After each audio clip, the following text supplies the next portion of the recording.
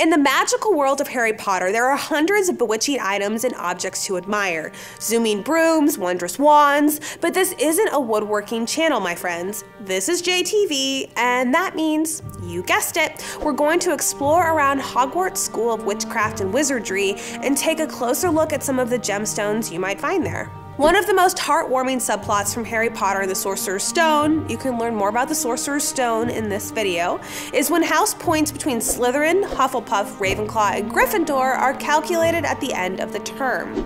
In the first book, Gryffindor wins the prize, thanks to Neville Longbottom's bravery in standing up to his friends. Gets me teary every time. The points are tallied via magic hourglasses filled with rare and precious gemstones. Slytherin's emeralds, Hufflepuff's diamonds, Ravenclaw's sapphires, and Gryffindor's rubies. When students earn points, the gems drop from the top into the bottom of the hourglass, just like a regular time-telling device. But because this is a magical school, they can also get sucked right back up into the top again when points are taken away. Most hourglasses aren't filled with gemstones, but rather sand. This is because most hourglasses aren't magical. Diamonds, sapphires, rubies, and emeralds are among the most popular gemstones in the West, and have been coveted for thousands and thousands of years.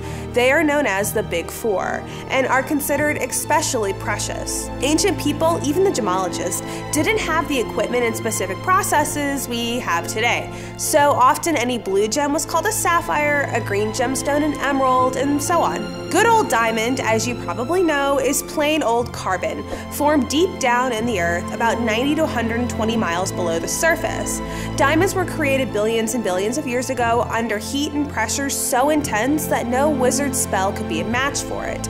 Colored diamonds are available and growing in popularity, but clear, sparkling, colorless diamonds are what sit in Hufflepuff's hourglass. 2 of our 3 remaining colored gemstones are Corundum, sapphire, and ruby. Back in the day, ruby was so highly prized it was given a separate name from all of its sapphire brothers. All red corundum is considered ruby, while corundum in every other color is considered sapphire. Pure corundum made of aluminum and oxygen is colorless. In nature, however, most corundum has some color due to small amounts of impurities or trace elements, which replace some of the aluminum. For example, if titanium and iron are present, a sapphire's color will be the traditional blue. If more chromium is present, the stone's hue will get deeper and deeper red, potentially classifying it as a ruby. Now, the line between when a stone is a pink sapphire or a ruby is pretty blurry. As the old saying goes, the difference between a pink sapphire and a ruby is whether you're buying or selling. A member of the beryl gem group, emerald owes its intense, vibrant green primarily to one trace element, chromium. While some vanadium and iron may be present, chromium is the key to emerald's green beauty. Without any trace elements at all, the stone would be colorless beryl.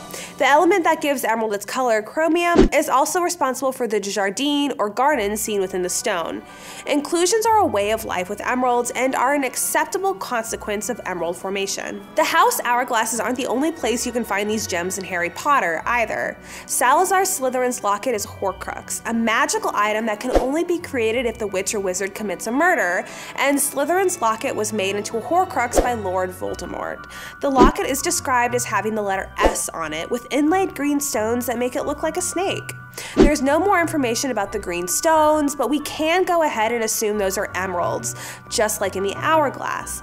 Another Horcrux is Ravenclaw's diadem, featuring oval-shaped sapphires. And rubies are seen with Gryffindor again. The sword of Gryffindor, pulled out of the Sorting Hat by Harry Potter, has oval-shaped ruby cabochons in the hilt. Other gemstones that appear in the novels are an opal necklace, cursed of course, used by Draco Malfoy in an assassination attempt on Dumbledore. There's also an item called Phoenix Flint, which are gemstones found in the furball-style pellets coughed up by the majestic phoenix. Ew, how interesting and gross. If these babies were hacked up in real life, the pros would probably classify Phoenix Flint as an organic gemstone, meaning it comes from a living plant or animal. Amber, pearls, jet, and coral are all examples of organic gems. Are your good and bad deeds tallied by an enormous enchanted hourglass? Tell us about your first year at Hogwarts in the comments down below. And while you're at it, don't forget to like and subscribe. For more information on the topics we discussed today, check out the links below. Thanks for watching.